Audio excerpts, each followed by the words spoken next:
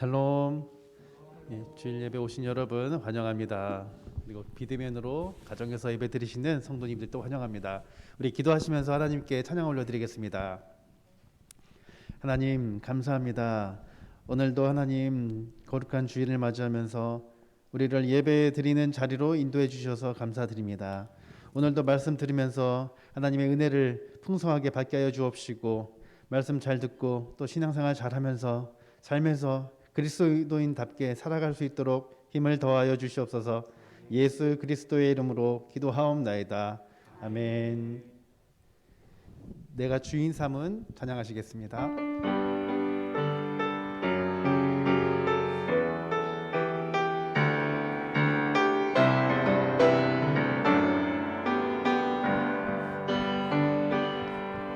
내가 주인 삼은 모든 것 내려놓고 내 주 되신 주 앞에 나가, 내가 사랑했던 모든 것 내려놓고 주님만 사랑. 내가 주인 삼은 모든 것 내려놓고 내 주 대신 주 앞에 나가, 내가 사랑했던 모든 것 내려놓고 주님만 사랑해. 주 사랑 거친 풍랑에도 깊은 바다처럼 나를 잠잠케 해. 주 사랑 내 영혼의 반석, 그 사랑 위에서 우리 다시 찬양합니다. 내가 주인 삼은 모든 것 내려놓고 내 주 대신 주 앞에 나가, 내가 사랑했던 모든 것 내려놓고 주님만 사랑해. 내가 주인 삼은 모든 것 내려놓고 내 주 대신 주 앞에 나가, 내가 사랑했던 모든 것 내려놓고 주님만 사랑해. 주 사랑 거친 풍랑에도 깊은 바다처럼 나를 잠잠케 해. 주 사랑 내 영혼의 반석, 그 사랑 위에서 주 사랑 거친 풍랑에도 깊은 바다처럼 나를 잠잠케 해. 주 사랑 내 영혼의 반석, 그 사랑 위에 서리.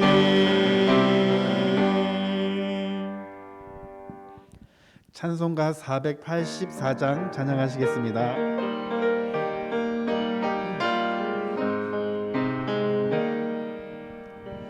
내 맘의 주여 소망 되소서. 주 없이 모든 일 헛되어라. 밤에나 낮에나 주님 생각, 잘 때나 깰 때 함께 하소서. 지혜의 주님 말씀으로써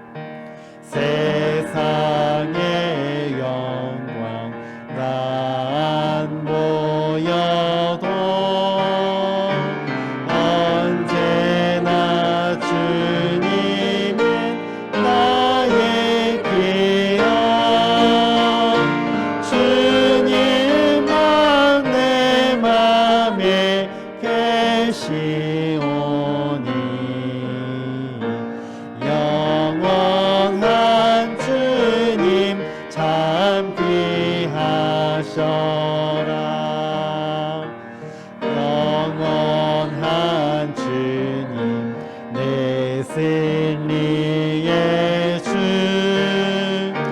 하늘의 기쁨을 주옵소서. 어떠한 고난이 닥쳐와도 만유의 주여 소망되소서.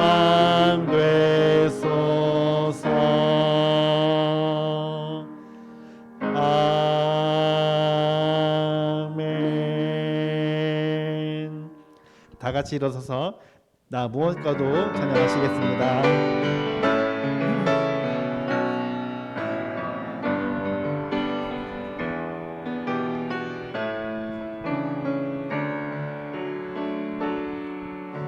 나 무엇과도 주님을 바꾸지 않으리.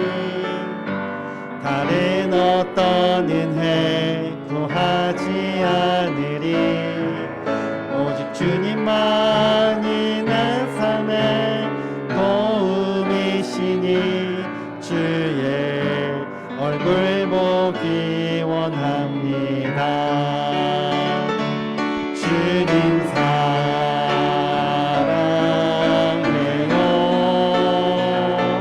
온 마음과 정성 다해 하나님의 진실한 친구 되기 원합니다. 나 무엇과도 주님을 바꾸지 않으리. 다른 어떤 은혜 구하지 않으리. 오직 주님만이 내 삶의 도움이시니 주의 얼굴 보기 원합니다. 주님 사랑해요.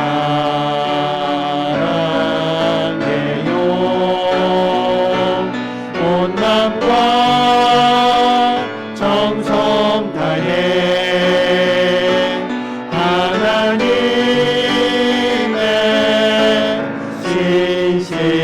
진실한 친구 되기 원합니다.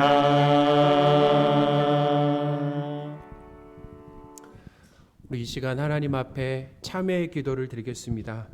하나님보다 더 사랑하고 또 의지하며 든든하게 여겼던 우상 숭배와 또 하나님에 대한 불신, 불평과 불순종, 또 미움과 용서하지 못한 것, 우리의 이기심과 지나친 욕심, 또 자기 자랑과 다른 사람을 쉽게 판단하고 정죄한 것 등을 하나님 앞에 고백하며 용서를 구하는 시간을 갖겠습니다. 함께 기도하겠습니다. 하나님 아버지, 이렇게 귀한 주일 하나님 앞으로 우리를 불러주셨습니다. 또 하나님 앞에 우리의 죄를 고백할 수 있는 기회를 허락해 주셨습니다. 주님, 이 시간 우리의 삶을 진지하게 돌아볼 수 있도록 도와주옵소서. 아버지, 말과 생각과 행동으로 셀 수 없이 죄를 지었음을 주님 앞에 고백합니다. 하나님의 마음을 아프게 하고 또 사람들에게 하나님 상처와 피해를 주었던 이 삶이 있었음을 주님 앞에 고백합니다. 아버지, 용서하여 주옵소서. 주님, 용서하여 주십시오. 순종을 용서하여 주십시오. 복음을 전하지 못한 것, 드러내며 살려고 했었던 하나님 그 삶, 자랑하며 살려고 했었던 그 삶, 예수님이 아니라 드러내며 정받고 하나님 영광 받으려고 했었던 하나님 그 삶, 주님 앞에 고백합니다. 아버지, 용서하여 주옵소서. 주님, 용서하여 주옵소서.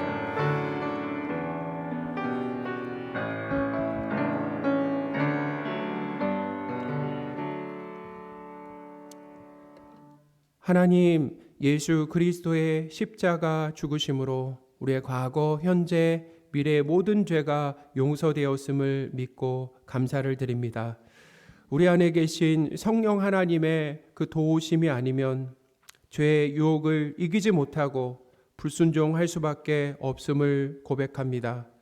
성령 하나님의 능력을 날마다 힘입고 성령의 인도하심을 따라 하나님의 말씀에 순종하는 삶을 잘 배우고 그 삶이 익숙해지기를 원합니다.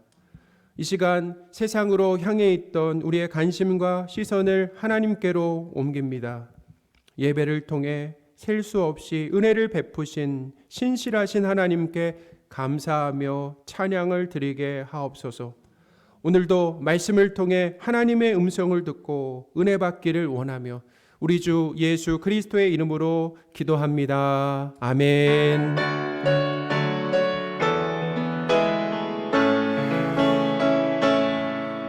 오직 주만이 나의 반석, 나의 구원이시니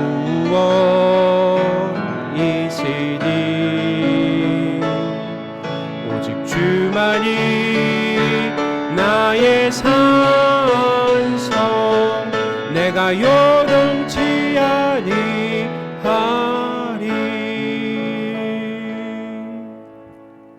우리 사도신경으로 삼위일체 하나님이신 성부 하나님, 성자 예수님, 성령 하나님에 대한 우리의 믿음을 고백하겠습니다. 전능하사 천지를 만드신 하나님 아버지를 내가 믿사오며 그 외아들 우리 주 예수 그리스도를 믿사오니 이는 성령으로 잉태하사 동정녀 마리아에게 나시고 본디오 빌라도에게 고난을 받으사 십자가에 못 박혀 죽으시고 장사한 지 사흘 만에 죽은 자 가운데서 다시 살아나시며 하늘에 오르사 전능하신 하나님 우편에 앉아 계시다가 저리로서 산자와 죽은 자를 심판하러 오시리라. 성령을 믿사오며 거룩한 공회와 성도가 서로 교통하는 것과 죄를 사하여 주시는 것과 몸이 다시 사는 것과 영원히 사는 것을 믿사옵나이다. 아멘. 우리 자리에 앉으셔서요. 찬송가 43장 하겠습니다.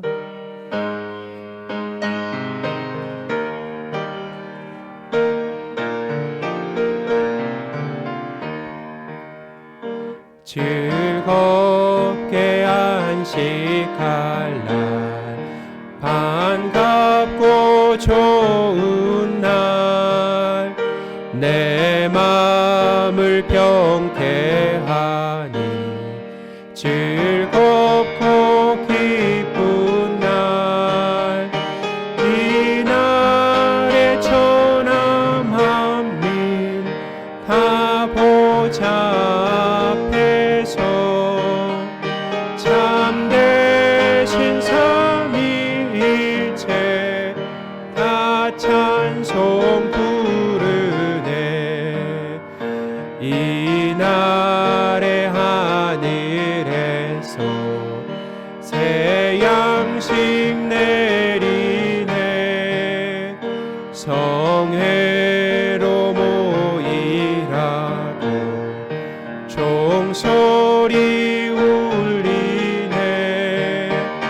복음의 밝은 빛은 온 세상 비치며 또 영생 물이 흘러 시원케 하시네. 이 주일 지킴으로 새 은혜 입어서 영원히 쉬는 곳에 다 올라갑시다. 성부께 찬미하고 성자와 또 성령 참되신 삼위일체 다 찬송 부르세. 아멘. 예배를 위해 이병호 집사님 기도해 주시겠습니다.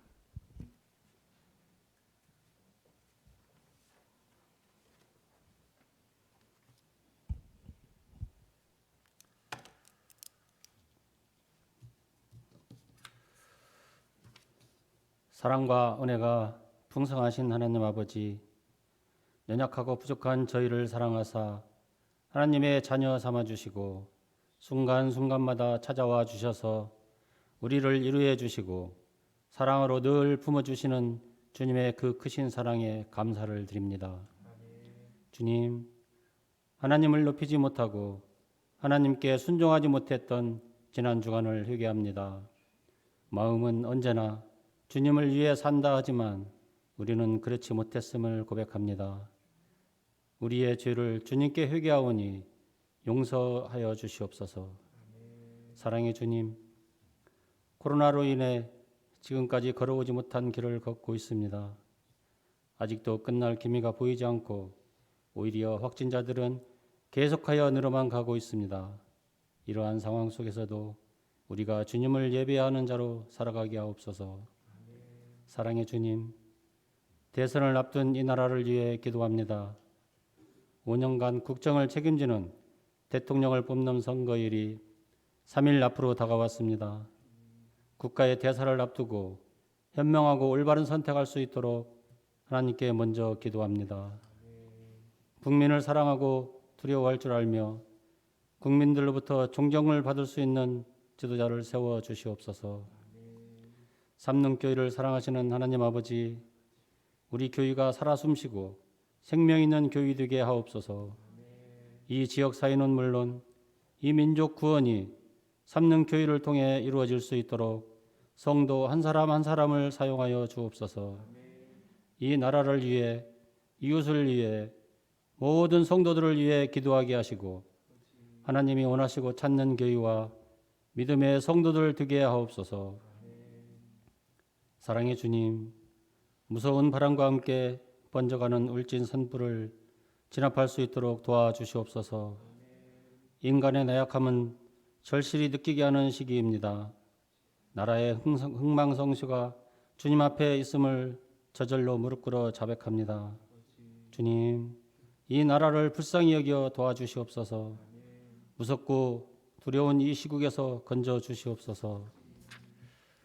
사랑의 주님, 이 시간 무거운 짐을 지고 나온 성도들의 기도에 귀 기울여 주옵시고 육신의 질병과 물질의 고통과 믿음 생활에 시험받는 성도들의 기도를 들으시고 응답하여 주시옵소서.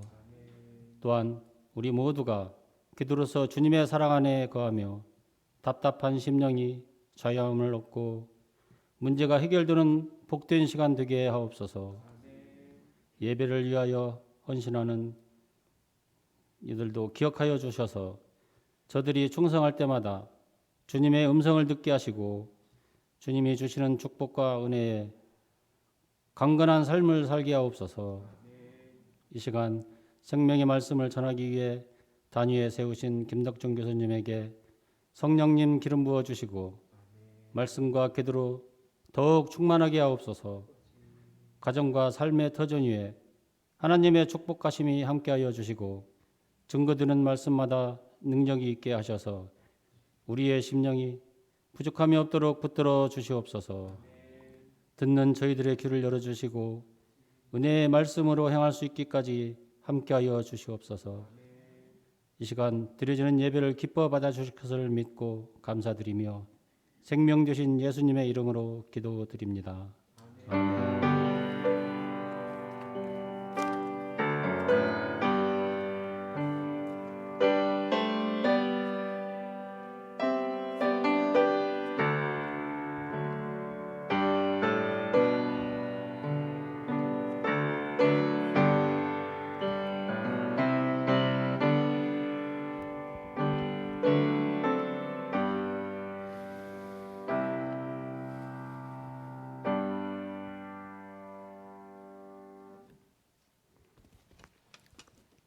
살아계신 하나님의 말씀 사무엘 하 6장 12절에서 16절 말씀입니다.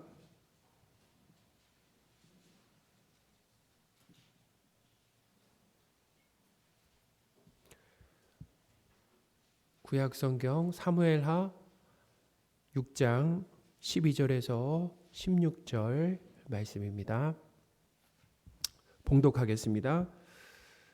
어떤 사람이 다윗 왕에게 아뢰어 이르되 여호와께서 하나님의 궤로 말미암아 오벳에돔의 집과 그의 모든 소유에 복을 주셨다 한지라. 다윗이 가서 하나님의 궤를 기쁨으로 메고 오벳에돔의 집에서 다윗성으로 올라갈새 여호와의 궤를 맨 사람들이 6걸음을 가매 다윗이 소와 살찐 송아지로 제사를 드리고 다윗이 여호와 앞에서 힘을 다하여 춤을 추는데 그때 다윗이 배 에봇을 입었더라. 다윗과 온 이스라엘 족속이 즐거이 환호하며 나팔을 불고 여호와의 궤를 메워 오니라.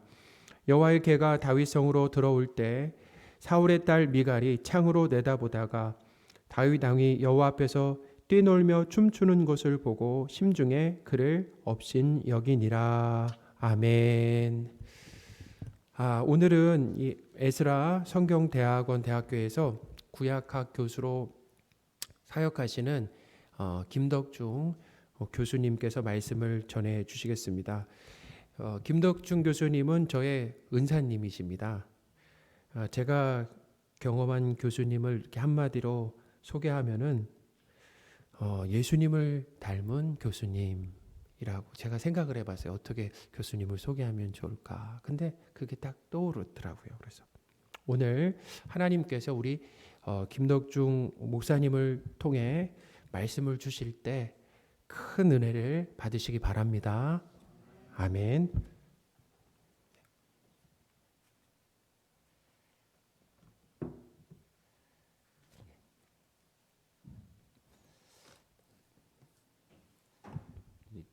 이상훈 목사님이 저보다 키가 좀 커가지고요. 저도 상당히 큰 키인데 저보다 훨씬 크십니다. 신앙 인격도 저보다 크신 것 같고 몸짓도 크시고 그렇습니다. 예수님을 닮은 교수라고 이렇게 소개를 했는데요. 닮아가려고 노력하는 교수라고 하는 게 훨씬 더 정확한 소개가 아닐까 생각을 해보게 됩니다. 오늘 이렇게 귀한 주일 아침에 사랑하는 삼능교회 성도님들과 또 제가 평소에 또 존경하는 이성욱 목사님 더불어 하나님께 예배할 수 있는 이 영광을 주신 주님께 감사를 드립니다. 코로나19 상황이 벌써 2년이 넘게 지속이 되고 있는 것 같습니다.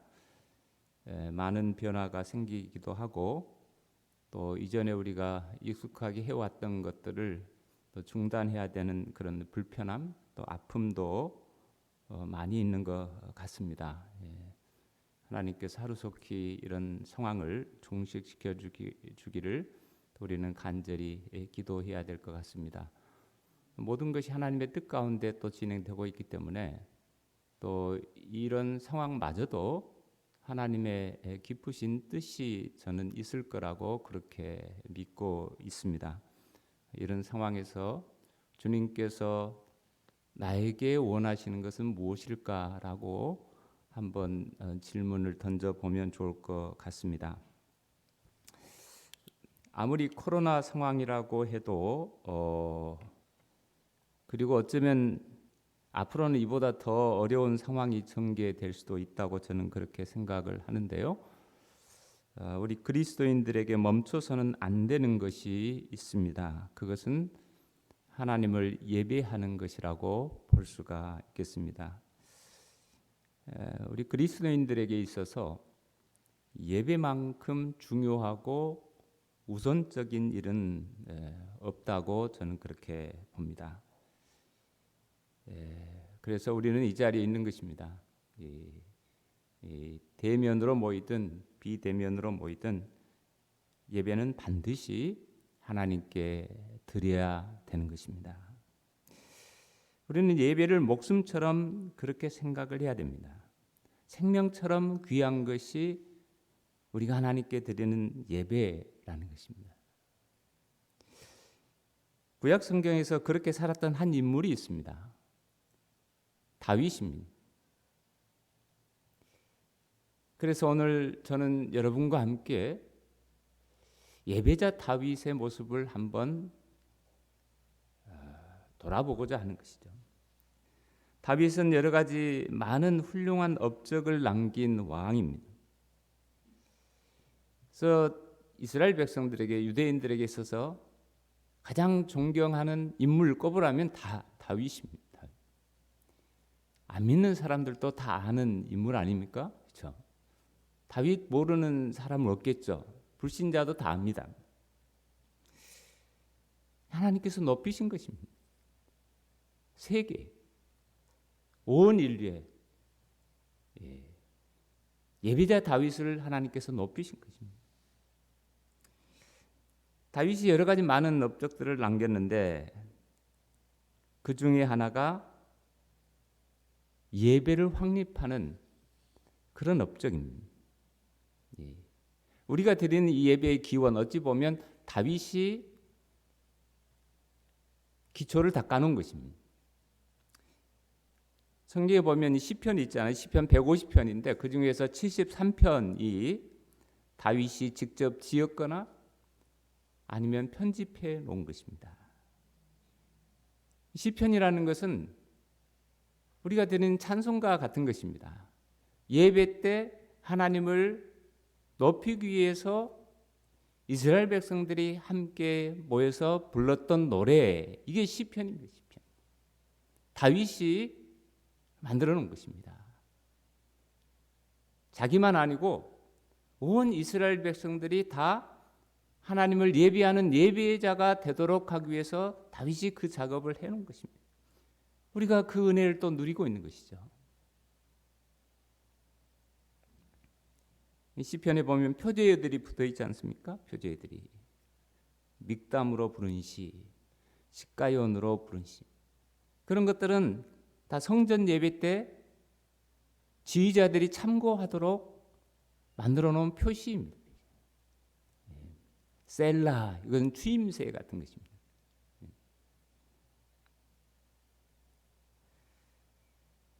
다윗은 성전 예배를 확립한 인물일 뿐만 아니고 스스로 예배자로서의 참 모습을 보여준 인물입니다. 그런데 성경을 보면, 사무엘서를 보면 다윗이 처음부터 그런 것은 아니었다라는 것을 우리에게 가르쳐 줍니다. 다윗은 많은 시행착오를 거쳐서 하나님을 점점 더 깊이 알아가고 참된 예배자로 성장해 갔던 것을 우리에게 보여주고 있습니다. 이 예배자는 태어나는 것이 아니고 만들어지는 것입니다. 오늘 본문은 그 대표적인 본문이라고 볼 수가 있겠는데요. 본문을 통해서 우리는 예배자 다윗의 모습, 하나님께서 기뻐하시는 참된 예배자의 모습이 무엇인가를 우리는 배울 수가 있는 것입니다. 사무엘하 6장은 다윗이 예루살렘으로 법궤를 옮기는 그 사건을 묘사하고 있습니다. 다윗은 여부스족의 성읍인 예루살렘을 정복하고 그 성읍의 이름을, 자신의 이름을 따서 다윗성이라고 그렇게 부릅니다. 6장 10절에 보면 그게 나와 있죠. 그를 다윗성 자기에게로 메어가기를 즐겨하지 않았다. 예루살렘은 다윗이 자신의 사병을 데리고 정복했기 때문에 자신의 이름을 따서 다윗성이라고 그렇게 붙였습니다. 그리고 다윗은 이 예루살렘을 이스라엘의 정치적인 중심지로 삼게 됩니다. 그리고 이제 법궤를 예루살렘으로 모셔오고자 했던 것입니다. 사무엘하 6장 본문을 보면 다윗이 이 일을 빨리 하고 싶었던 것 같아요. 뭔가 좀 서두르고 있다라는 인상을 받게 됩니다. 법궤라는 것은 거룩하신 하나님의 임재의 상징물입니다. 5절 하반절에 보면 법궤를 하나님과 동일시하고 있습니다. 법궤 앞에서를 하나님 앞에서, 여호와 앞에서라고 그렇게 표현하고 있죠. 법궤는 하나님께서 그 위에 임재하신다라는 그런 상징적인 의미를 지니고 있는 기물입니다. 모세가 회막을 만들고 이 법궤를 지성소 안에 안치를 시켰습니다. 지성소는 하나님께서 머무시는 공간이잖아요. 2절 하반절에 보면, 사무엘하 6장 2절 하반절에 보면 그 궤는 법궤를 가리키죠. 그룹들 사이에 자정하신, 그룹이라는 것은 천사들입니다. 법궤 위에 천사 형상이 새겨졌잖아요. 그 사이에 하나님께서 앉아 계신다 혹은 서 계신다, 그런 의미를 지니고 있는 것이죠. 만군의 여호와의 이름으로 불리는 것이다. 어떤 의미에서 법궤는 거룩하신 하나님, 그분이 앉아서 이스라엘을 통치하시는 보좌와 같은 그런 의미를 지니고 있습니다. 이스라엘 백성들이 전투를 치를 때 법궤를 앞세우는 것은 왕이신 하나님께서 앞장서서 싸우신다, 그런 의미를 지니고 있는 것이죠. 법궤가 만약 다윗 성인 예루살렘에 안치된다면, 그러면 이제 예루살렘은 하나님께서 임재하시는 장소가 됩니다. 그 전까지 법궤가 실로라는 그 지역에 있었어요. 그리고 잠시 블레셋에게 법궤를 빼앗겼다가 다시 이제 다윗이 예루살렘으로 그 법궤를 옮겨오고자 하는 것입니다. 예루살렘은 지금까지 정치적인 중심지가 되었습니다. 법궤를 거기에 안치를 시키면 이제 종교 중심지가 되는 것입니다. 정치 중심지, 종교 중심지, 예루살렘은 다윗으로 하여금 온 나라를 효율적으로 통치하게 만드는 그런 기능을 하게 되는 것이죠. 다윗이 그래서 여기에 매우 많은 관심을 갖고 또 이 일을 추진하고 있는 것입니다. 1절에 보면 다윗은 3만 명의 병사를 거느리고 이 행사를 진행했다, 그렇게 되어 있습니다. 법궤 하나 옮기는데 3만 명 불러 모았다. 다윗이 이 일을 얼마나 중요하게 생각했는지를 보여주고 있습니다. 사무엘하 본문은 법궤를 옮기는 과정을 자세히 보도하고 있습니다. 그냥 법궤를 옮겼다라고 그렇게 단순하게 얘기하지 않습니다. 3절에 보면 우사와 아요가 법궤를 상당 기간 동안 관리했던 레위인들입니다. 하나님의 궤를 새 수레에 싣고 산에 있는 아빈나답의 집에서 나오는데 아빈나답의 아들 우사와 아요가 수레를 몰았다, 그렇게 말하고 있습니다. 자, 여기 하나님의 궤를 새 수레에 싣고 거기서 나왔다, 그렇게 말하고 있는데요. 여기서 우리는 뭔가 좀 이상하다라는 것을 감지하게 됩니다. 법궤를 수레에 싣고 예루살렘으로 옮긴다고? 이건 뭔가 이상하다. 두 가지 문제가 있다라는 것을 우리는 사무엘서 문맥을 통해서 알게 됩니다. 첫째는 수레에 무엇을 옮기는 것은 사람을 그렇게 옮기지는 않잖아요.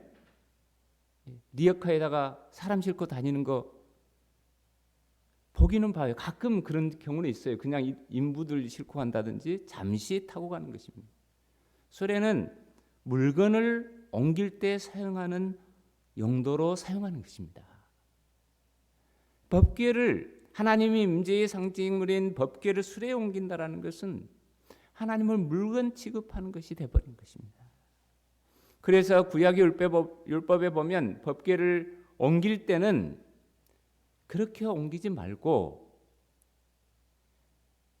레위 제사장 가운데 고핫 자손이 어깨에 메고 옮기도록 그렇게 되어 있습니다. 다른 기물들은 다 그냥 수레로 옮겨요. 법궤만큼은 사람이 어깨에 메고 옮겨야 된다. 왜냐하면 인격적인 하나님이기 때문에 그렇습니다. 우리가 섬기는 그 하나님은 인격적인 하나님이세요. 우리와 똑같이 감정도 있으시고 의지도 있으시고 지식도 있으시고 지정의의를 갖고 계시는 그 하나님이시죠. 또 하나의 문제점은 이방 사람들의 방식으로 하나님을 섬기려고 했다라는 것입니다. 아까 제가 말씀드린 대로 법궤가 상당 기간 동안 블레셋 사람들에게 빼앗겨 블레셋 지역에 머문 그런 시기가 있었습니다. 그때 블레셋 사람들이 블레셋 지역에 많은 재앙이 생기는가, 그 법궤를 안 되겠다, 우리가 갖고 있으면 계속 우리가 재앙을 당하니까 이 법궤를 다시 이스라엘로 돌려보내자. 그렇게 결정을 하고 법궤를 블레셋 지역에서 다시 돌려보내는데, 그때 새로운 수레에다가 싣고 한 번도 수레를 끌어보지 않은 소를 거기에 메어서 이스라엘로 보내는 얘기가 거기에 소개되고 있습니다. 자, 수레의 법궤를 옮기는 것은 사람이 메고 가는 것보다 빨리 가잖아요. 효율적이에요. 그렇지만 이것은 하나님의 방식이 아니라는 것입니다. 블레셋 사람들이 그렇게 하는 것은 하나님을 잘 모르기 때문에 그럴 수는 있어요. 그렇지만 이스라엘 백성들은 그렇게 해서는 안 된다는 것입니다. 세상 사람의 방식으로 하나님을 섬기려고 해서는 안 된다는 것입니다. 하나님께서 우리에게 가르쳐 주신 정해진 방식이 있어요. 하나님을 예비하는 것도 아무렇게나 하는 게 아닙니다. 종교 의식은 어떤 종교도 다 있잖아요. 우리 기독교만의 독특한 의식이 있어요. 하나님께서 그런 방식으로 예배하라고 우리에게 말씀하는 것입니다.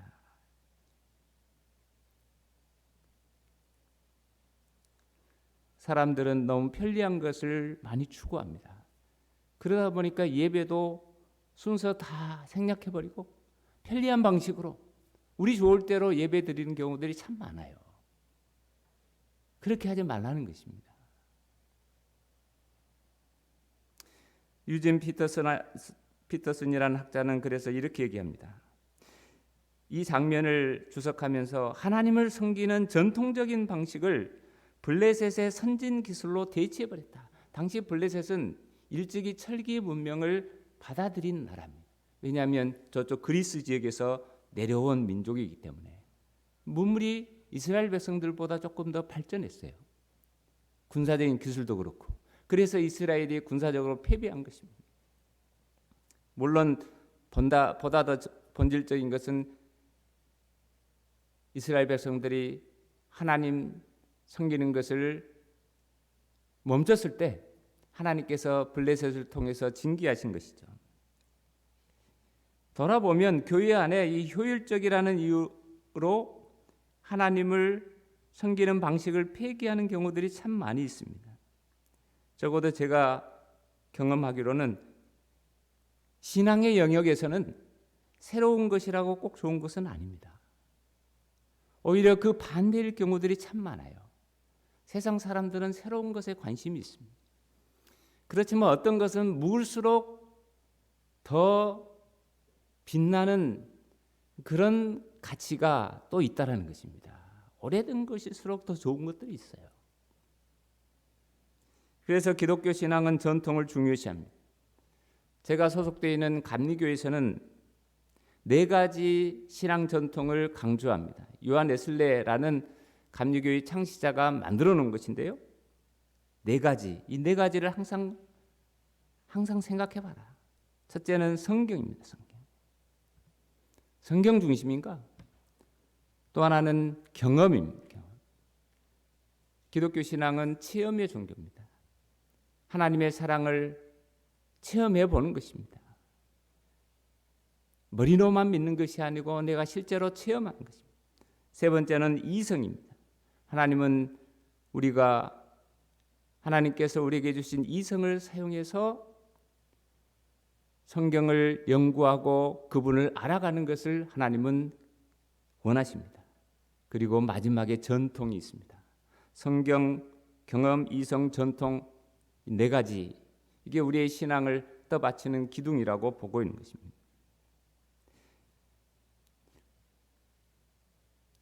기독교 안에 있는 어떤 전통들은 2000년 동안 전수되어 온 것입니다. 우리는 그것들을 소중하게 여겨야 되는 것이죠. 신앙적인 유산이죠. 신앙 유산. 우리가 그것을 물려받아서 우리가 지금 그 은혜를 누리고 있고, 우리는 또 다음 세대에게 그 신앙 유산을 물려줘야 될 책임이 있습니다. 법궤를 옮기는 과정에서 예상치 못한 사건이 발생하게 됩니다. 6절 상반절 말씀에 보면 그들이 낙원의 타작마당에 이르러서는 소들이 뛰므로 우사가 손을 들어 하나님의 궤를 붙들었다. 소들이 뛰었다. 히브리어 원문에 보면 비틀거렸다, 날뛰었다. 잘 가다가 갑자기 소들이 비틀거리는 것입니다. 낙원의 타작마당에서 왜 소가 갑자기 비틀거렸을까? 왜 뛰었을까? 본문은 그 이유를 밝히지는 않고 있습니다. 사실 이 사건은 우리가 잘 이해하기 어려운 그런 얘기들이 참 많이 들어가 있어요. 하나님께서 하시는 방식은, 하나님께서 하시는 일은 때로 우리 인간의 이성을 뛰어넘어요. 우리는 잘 몰라요. 왜 하나님 그러셨지? 잘 몰라요. 그런데 하나님은 항상 옳아요. 어떤 이유가 있어서 하나님께서 그렇게 하신 것입니다. 학자들은 이 본문에 대해서 이렇게 해석합니다. 이건 하나님께서 멈추라는 신호일 가능성이 많다. 하나님께서 소들을 뛰게 하심으로 해서 이 법궤를 예루살렘으로 옮기려고 하는 다윗의 시도를 멈추도록 하기 위한 의도가 여기에 담겨져 있다는 것입니다. 하나님께서 아직 허락하지 않으신 것이죠. 뭔가 문제가 있다는 것을 다윗은 깨달아야만 했습니다. 본문에 의하면 다윗이 이 중요한 행사를 진행하기 전에 하나님께 물었다라는 그런 기록이 없어요. 그런데 바로 앞에 5장 사건을 보면 다윗이 이런 식으로 하나님을 섬기지 않았다라는 것을 알게 됩니다. 5장 19절, 23절, 25절에 보면 중요한 결정을 앞에 두고 다윗은 매번 하나님께 묻습니다. 하나님 어떻게 할까요? 하나님께서 응답하시면 그대로 합니다. 이번에는 또 어떻게 할까요? 하나님이 또 응답하시면 또 그렇게 합니다. 그렇게 해서 3번에 걸쳐서 블레셋 전투에서 승리를 거두게 됩니다. 그런데 오늘 본문에는 다윗이 하나님께 묻는 얘기가 없습니다. 뭔가 다윗답지 않는 그런 모습이 느껴지는 것이죠. 법궤가 어디로 갈 것인가? 이것은 다윗이 결정하는 것은 아닙니다. 하나님께서 정하시는 것이죠. 어디로 갈 것인가? 언제 법궤로 옮길 것인가? 이것은 하나님께서 결정해야 되는데 다윗이 그만 하나님의 주권을 침해해버리는 그런 잘못을 범하고 있는 것입니다. 하나님께서 먼저 허락하셔야 되는 것인데 다윗이 자기 스스로 주도권을 쥐고 이 일을 하려고 했던 것입니다. 그래서 결국은 하나님께서 우사를 치시는 그런 사건이 벌어지게 된 겁니다. 우사가 잘못함으로 말미암아 하나님이 진노하사 그를 그곳에서 치셨다. 하나님의 계획에 떠서 죽었다. 우사가 잘못했다 이렇게 말하고 있는데요. 히브리어 원문에 보면 잘못함, 불손함, 경멸스러움 이런 표현을 쓰고 있습니다. 이것은 우사라는 이 사람 레위인인데요. 이 우사가 하나님을 대하는 방식에 있어서 뭔가 문제가 있다라는 것을 하나님은 지적하신 것입니다. 레위인 하나님을 섬기는데 전문가들 아닙니까? 마땅히 알아야 되는데 모르고 있는 것입니다. 수레를 법궤를 어떻게 옮겨야 되는지 이미 율법에 나와 있는데 안 따르는 거예요.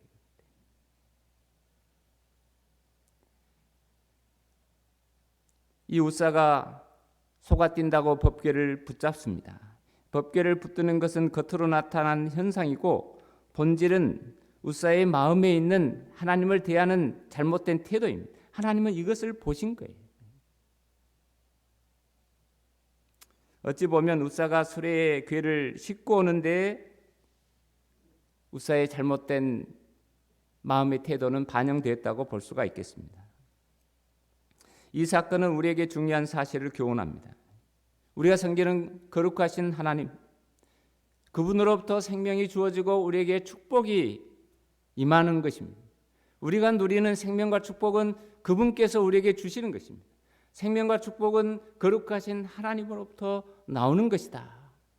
이게 성경이 우리에게 말하고 있는 굉장히 중요한 진리인데요. 그런데 그분으로부터 생명과 축복만 임하는 게 아닙니다.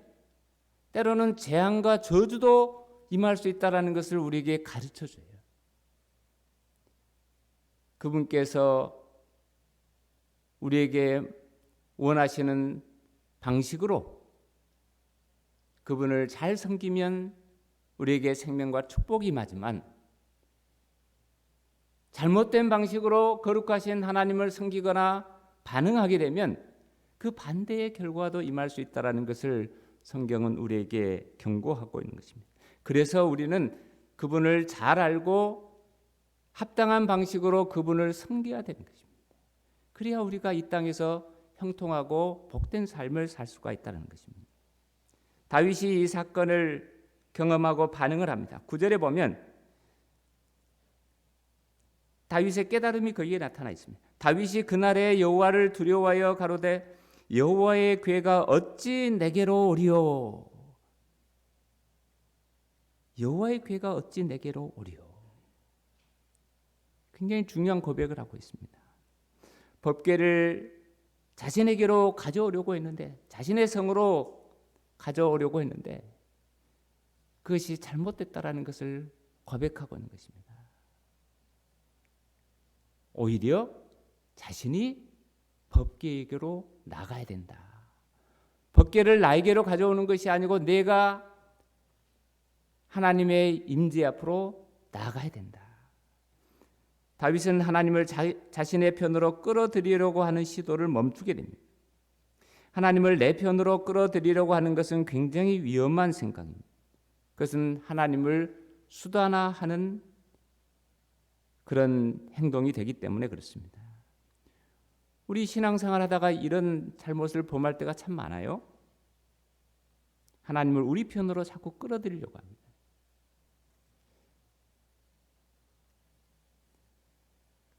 이것은 하나님을 이용하려고 하는 태도인 것이죠.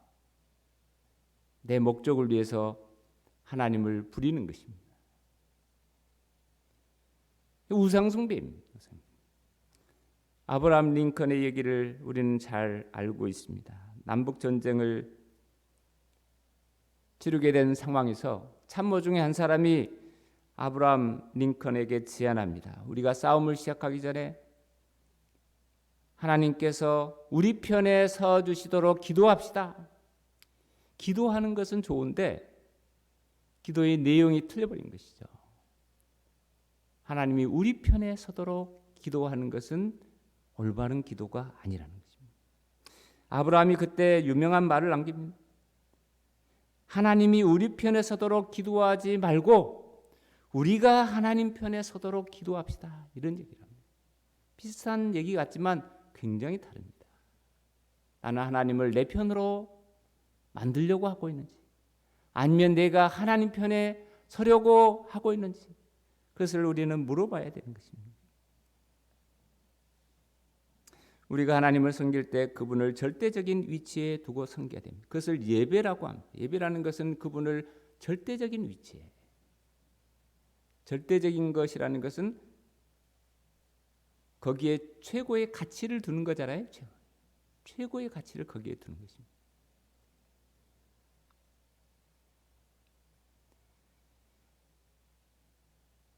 이후로 다윗이 법궤를 오벳 에돔이라는 사람의 집에 옮깁니다. 10절에 보면 다윗이 여호와의 궤를 자기에게로 메어가기를 즐겨하지 아니하고 가드 사람 오벳 에돔의 집으로 메어간지라. 가드는 레위 성읍 가운데 한 성읍인데요. 그래서 여호와의 궤가 석 달을 거기에 머물러 있었는데 여호와께서 오벳 에돔과 그 온 집에 복을 주셨다. 우사와 아유는 저주를 재앙을 받았는데 오벳 에돔이라는 집에는 복이 임하게 된 것입니다. 하나님을 잘 섬긴 결과라고 봐집니다. 다윗이 이 소식을 들었습니다. 그리고 이제 법궤를 예루살렘으로 다시 옮기기로 그렇게 결심합니다. 두 번째 시도를 하고 있는데요. 다윗은 아마도 이것을 하나님의 사인으로 해석했던 것 같아요. 다시 예루살렘으로 법궤를 옮겨도 좋다라는 그런 사인으로. 그렇게 해서 두 번째 법궤를 옮기는 다윗의 모습이 13절에 나와 있습니다. 여호와의 궤를 맨 사람들이 6걸음을 가매 다윗이 그 다음에 제사를 하나님께 드립니다. 궤를 맨 사람이라는 표현이 나와 있죠. 맨 처음에는 수레로 옮기려고 했는데 이제 방식이 달라졌잖아요. 하나님의 방식으로 궤를 옮기고 있는 것입니다. 적어도 다윗 개인에게 있어서 하나님을 알아가는 지식이 점점 더 성장해 가고 있다는 것을 알 수가 있습니다. 다윗의 장점은 실수를 통해서 계속 배우는 것입니다. 똑같은 실수를 다시 반복하지 않으려고 애를 쓰는 다윗의 모습을 보게 됩니다. 14절에 다윗의 반응이 나타나 있습니다. 다윗이 여호와 앞에서 힘을 다하여 춤을 추는데 그때 다윗이 배 에봇을 입었더라. 배 에봇을 입었더라. 이전에는 화려한 왕의 의복을 입고 그 의식을 본인이 주관했어요. 너 이거 해라 이거 해라. 그런데 그 왕의 의복을 벗어버리고 예배자의 옷으로 갈아입었다라는 것입니다. 힘을 다하여 춤을 추는데 이전에는 지시했던 다윗이 그걸 멈췄어요. 그리고 하나님을 예배하고 있습니다. 기쁨의 표현입니다. 힘을 다하여 춤을 췄다. 12절 하반절에 보면 기쁨으로 메고 갔다. 첫 번째는 그런 표현은 없어요. 그냥 딱딱한 의식. 이제는 뭔가 하나님 앞에 생동감이 있는 그런 분위기가 연출이 되고 있는 것입니다. 기쁨으로 궤를 메고 옵니다. 아마도 격렬한 춤을 췄던 것 같아요. 이것은 마치 부모 앞에 있는 어린 아이와 같은 그런 모습이라고 볼 수가 있습니다. 어린 아이들이 부모 앞에서 즐거워하는 모습입니다. 자, 우리는 다윗이 첫 번째 법궤를 메어가는 시도하고 두 번째 시도하고를 좀 비교해 볼 필요가 있습니다. 첫 번째 시도는 다윗이 왕의 위치에서 행렬을 통솔했습니다. 화려한 의식을 동원했습니다. 거기 보면 여러 가지 악기들이 나와 있죠. 5절에 보면 최신식 악기들을 다 동원했습니다. 두 번째는 다 뺐어요. 나팔만 나옵니다. 나팔은 이스라엘의 전통적인 악기죠. 하나님의 임재를 기원할 때 부르는 악기였습니다. 자신이 왕이라고 생각하는 한 다른 사람을 의식할 수밖에 없는 것입니다. 이것은 예배자의 모습이 아니라고 성경은 우리에게 교훈하고 있습니다. 다윗의 두 번째 시도는 왕으로서의 채통을 다 벗어버립니다. 왕의 위치를 하나님께 내드리는 것입니다. 내가 왕이 아니다. 지금까지는 자신이 왕이라고 생각을 했어요. 아, 착각했구나. 내가 왕이 아니지. 진짜 왕은 그분이시지. 그래서 시편에 보면 그런 고백이 나옵니다. 왕이신 나의 하나님, 다윗이신 집. 다윗은 이스라엘의 왕이라고 알고 있는데 우리가 다윗 스스로는 그렇게 생각하지 않았다는 것입니다. 내가 왕 아니다. 그분께서 왕이시다. 그리고 자신은 예배자 위치로 내려갑니다. 그리고 즐거워하는 거예요. 하나님 앞에서 즐거워하는 다윗의 모습이 그대로 나타나 있습니다. 다윗의 이 모습은 하나님 앞에 우리가 어떤 자세로 나가야 될지를 보여줍니다. 우리는 하나님 앞에 모두 그분의 자녀의 자격으로 서 있는 것입니다. 그분만 의식하고 그분만 높이는 것이 예배라는 것입니다.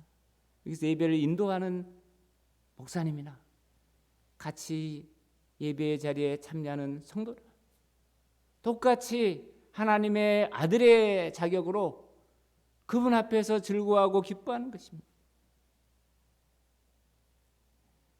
다윗의 이 모습을 지켜본 한 여인이 있었습니다. 다윗의 아내였습니다. 미갈이라는 아내. 미갈이 다윗을 업신여깁니다. 그 이유는 왕으로서의 채통을 지키지 않았다라는 것입니다. 16절에 그렇게 되어 있잖아요. 사람을 의식하고 있는 것이죠. 예배자가 본받지 말아야 될 그런 모델입니다. 내가 이렇게 예배하면 옆에 사람이 나를 어떻게 볼까? 업신여기지 않을까? 그런데 다윗의 반응은 이렇습니다. 21절 22절에 보면 21절에 이는 여호와 앞에서 내가 한 것이니라. 그가 나를 택하사 나를 여호와의 백성 이스라엘의 주권자로 삼으셨으니 내가 여호와 앞에서 뛰놀리라. 여호와 앞에서라는 표현을 두 번이나 쓰고 있죠. 여호와 앞에서. 자신의 마음을 이렇게 표현하고 있는 것입니다. 이 다윗의 신앙입니다. 여호와 앞에서, 하나님 앞에서. 내가 지금 살아가고 있는 것은 그분 앞에서 살아가고 있는 것이다. 신전의식이라고 해요. 하나님만 의식하는 다윗의 모습입니다. 이것이 참된 예배자의 모습이라는 것을 우리에게 교훈하고 있습니다. 다윗은 한 번의 중요한 실패를 경험하고 예배자의 모습으로 다시 태어나고 있는 것입니다. 이 자리에 나올 때 우리 모두는 이런 모습으로 나와야 되는 것입니다. 하나님만 의식하고 그분만을 생각하고 그분만을 높이는 것입니다. 오늘 말씀은 우리에게 우리가 섬기는 하나님은 어떤 분인지, 우리가 그분을 어떻게 섬겨야 될지를 우리에게 가르쳐주고 있습니다. 다윗은 하나님을 깊이 알고 하나님을 진심으로 예배함으로 많은 복을 누렸던 인물이죠. 사실 다윗이 그렇게 유명하게 되고 또 모든 사람이 존경하는 자리에까지 오르게 된 것은 다윗이 그렇게 똑똑해서 그런 건 아니라고 봅니다. 하나님이 그렇게 하신 겁니다. 하나님이 다윗을 높인 것입니다. 왜 그렇습니까? 다윗이 하나님을 높였잖아요. 하나님을 최고로 섬겼던 다윗을 하나님께서는 최고로 높인 것입니다. 이게 하나님의 방식입니다. 다윗만 그런 게 아닙니다. 여기에서 있는 우리 모두에게 하나님은 똑같은 방식으로 우리를 대하십니다. 하나님은 우리가 다윗과 같이 참된 예배자의 삶을 살기를 바라고, 그리고 다윗이 누렸던 그 하나님의 복을 우리도 누리기를 하나님은 기대하시고 원하시고 있다는 것을 우리는 알아야 됩니다. 그래서 우리는 예배의 목숨을 걸어야 되는 것입니다. 다윗처럼 일평생 하나님만 높이고 그분 앞에서 즐거워하는 참된 예배자의 삶을 살아가시기를 주님의 이름으로 축원을 드립니다. 기도하겠습니다. 하나님 은혜를 감사드립니다. 코로나 팬데믹 상황에서도 변함없이 하나님을 예배할 수 있는 은혜를 베풀어 주셔서 감사를 드립니다. 다윗이 그러했던 것처럼 우리도 생명이 다하는 순간까지 예배자의 삶을 살아가는 저희들 되게 하여 주옵소서. 예배의 영광을 보게 하시고 예배자의 기쁨과 복을 누리는 저희 모두가 되게 하여 주옵소서. 주 예수 그리스도의 이름으로 기도합니다. 아멘.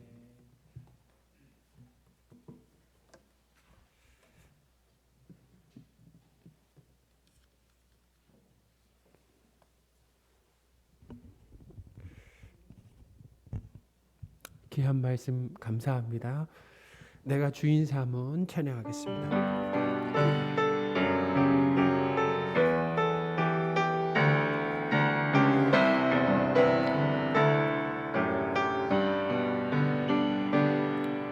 내가 주인 삼은 모든 것 내려놓고 내 주 대신 주 앞에 나가 내가 사랑했던 모든 것 내려놓고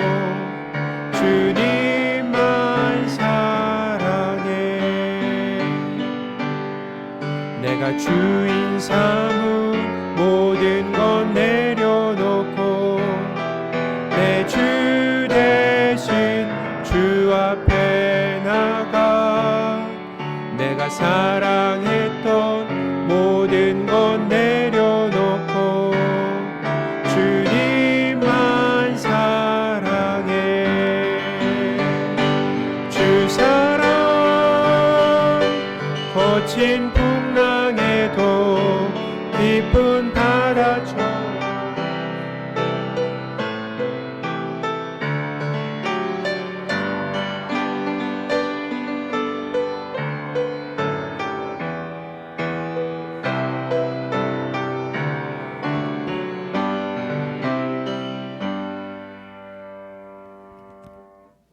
기도하겠습니다. 온갖 좋은 은사와 온전한 선물이 다 위로부터 빛들의 아버지께로부터 내려오나니 그는 변함도 없으시고 회전하는 그림자도 없으시니라. 아멘. 하나님, 우리가 소유한 모든 것이 하나님께로부터 온 선물임을 고백합니다. 이 시간 하나님께 받은 것을 다시 돌려드립니다. 하나님께 드린 헌금이 교회가 든든히 세워지고 예수 그리스도를 전하고 도움이 필요한 이웃을 돕는 데 귀한 쓰임이 되기를 원합니다. 특별히 대통령 선거 중에 있습니다. 하나님께서 뜻하신 후보가 당선될 수 있기를 원합니다. 강원도에 큰 산불이 발생했습니다. 불길이 속히 잡히고 인명피해와 살림피해가 최소화될 수 있도록 은혜를 더하여 주옵소서. 우크라이나와 러시아의 전쟁도 속히 멈추고 더 이상 사상자가 발생하지 않도록 은혜를 허락하여 주옵소서. 우리 주 예수 그리스도의 이름으로 기도합니다. 아멘. 강구 말씀 드리겠습니다. 오늘 이렇게 귀한 말씀 전해주신 우리 김덕중 목사님께 다시 한번 감사를 드립니다. 감사합니다. 저도 오늘 말씀을 주일날 말씀을 이렇게 듣는데 한 말씀이 정말 놓칠 수 없는 귀한 말씀이다라는 생각을 그래서 제가 막 다 적었는데 이제 적은 말씀을 다시 또 읽어보면서 은혜를 받아야겠어요. 하나님이 올해 우리 교회에 하나님께 예배하라라는 주제를 주셨는데 그 주제에 맞게 우리에게 예배에 대한 오늘 귀한 말씀을 우리 목사님을 통해서 주셨습니다. 그래서 오늘 주신 말씀을 마음에 꼭 이렇게 새기시고 다윗과 같이 하나님을 즐거워하는 하나님을 최고로 높이는 그런 예배자로 서시는 저와 여러분들이 되셨으면 좋겠습니다.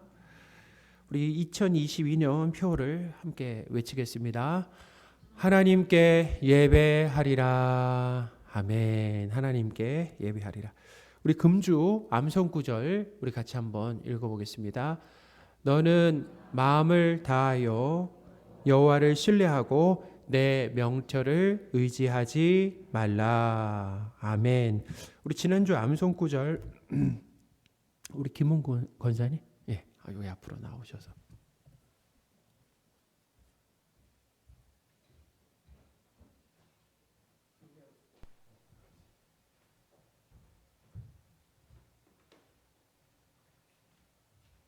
우리 암송 구절 발표해 주시겠습니다. 시편 1편 1절. 복 있는 사람은 악인들의 길을 따르지 아니하며 죄인들의 길에 서지 아니하며 오만한 자들의 자리에 앉지 하고 시편 1편 1절 말씀이었습니다. 아멘. 우리 하나님께 감사의 박수. 감사합니다. 잘 암송해 주셨는데요. 암송 발표 적극적으로 이렇게 신청해 주시기 바랍니다. 저기 입구에 있는데 이제 3월에도 4월에도 계속 신청을 해주시면 좋겠습니다. 암송은 암송할 수 있는 가장 쉬운 방법은 뭐라고요? 신청하면 됩니다. 신청하면은 암송이 금방 내요. 그러니까 3월, 4월 저기 신청하실 수 있으니까 신청을 하시기를 바랍니다. 우리 4월 3일부터 주일부터 우리 성가대 찬양을 이제 다시 시작합니다. 우리 당회와 또 성가대 우리 부장님, 지휘자 분과 같이 우리 함께 논의를 했는데요.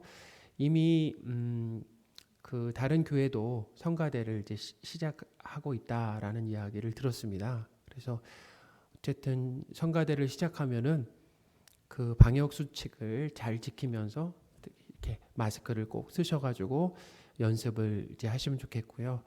그래서 4월부터 이렇게 성가대가 함께 예배 가운데 이렇게 찬양을 드리면 더 풍성한 그 예배로 하나님 앞에 영광을 올려드릴 수 있겠다라는 생각이 듭니다. 그래서 잘 준비해 주시기를 부탁드리겠습니다. 2022년 필독서 보시면 대출 가능 현황이 주보에 있습니다. 그래서 올해 신앙 성장에 도움이 될 만한 큰 도움이 될 만한 책들인데요. 반드시 한 권이라도 꼭 읽으시기를 부탁드리겠습니다. 우리 교우동정입니다. 유영택 청년이 군복무를 건강하게 잘 마치고 제대를 했습니다. 그래서 이제 이번 주는 아마 가족들과 시간을 좀 보내는 것 같아요. 그리고 다음 주부터 이제 주일 예배 나오겠다라고 했습니다. 우리 하나님께 감사의 박수하겠습니다. 우리 김정배 집사님 암 수술을 잘 마치시고 퇴원을 하셨어요. 그래서 병원에서 퇴원을 해도 되겠다. 그래서 이제 댁에서 회복을 하고 계신데요. 회복을 위해서도 우리 성도분들의 기도를 부탁드리겠습니다. 우리 이 시간 축복송 하고요. 축복송 후에는 우리 김덕준 교수님 축도로 예배를 마치겠습니다.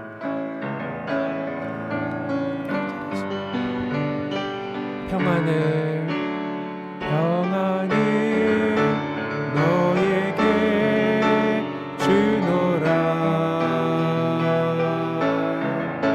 세상이 줄 수 없네.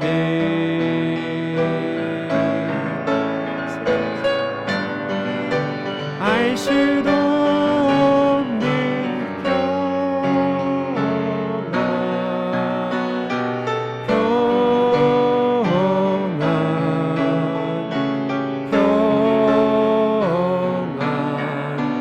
평안을 내게 주노라.